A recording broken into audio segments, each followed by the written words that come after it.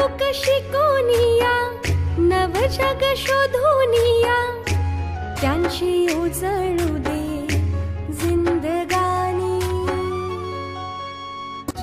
बरं झालं वया, पोरांचा आपल्यावर दर भटकणं बंद झालं या आश्रमशाळांमुळे। ऊसतोड कामगारांना रोजगारानिमित्त भटकंती करावी लागते, त्यांच्या मुलांची भटकंती थांबावी आणि त्यासोबतच मुला मुलींच्या शिक्षणामध्ये स्थिरता यावी या हेतूनं इतर मागास बहुजन कल्याण विभागामार्फत आश्रमशाळा योजना राबवत आहे। यामध्ये मुला मुलींसाठी निवास, भोजन व शिक्षण देण्यात येतं।